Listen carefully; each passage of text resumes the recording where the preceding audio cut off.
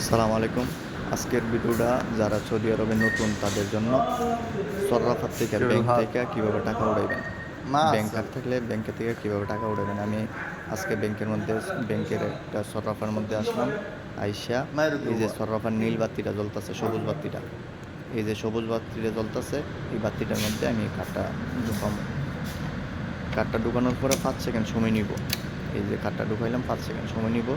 নেওয়ার পরে আরবি সিলেক্ট আছে। আমি আরবি না বোঝার ক্ষেত্রে, সবাই বোঝার ক্ষেত্রে আমি ইংলিশ সিলেক্ট করলাম। এখন পাসওয়ার্ডটা ডালাম। পাসওয়ার্ডটা ডালার পরে এই যে ডিসপ্লের মধ্যে এই যে সব কিছু অপশান আসবে। আমি আগে আমার ব্যালেন্সটা চেক করবো।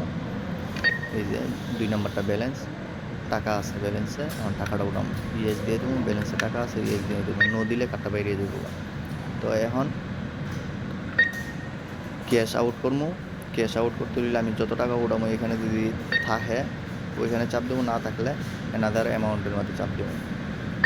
এখন টাকাটা কত টাকা উঠাবো এটা লিখে কনফার্ম করে দেবো। কনফার্ম করে দিলে 1 মিনিট সময় চাইব।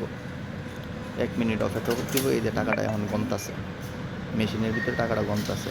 টাকাটা গণা শেষ হলে মোবাইলের মধ্যে সাথে সাথে মেসেজ এসে করবে। আর এখানে যখন গ্রিন লাইটটা জ্বলবো, এই যে সবুজ লাইটটা জ্বলছে, কার্ডটা অটোমেটিক বেরিয়ে যাবো টাকাটা উঠানোর আগে। এখন টাকাটা হাতে হাতে ক্যাশ নিয়ে নেব। এই যে টাকাটা বাইরেছে, এখন হাতে ক্যাশ নেব। ওকে, আল্লাহ হাফেজ।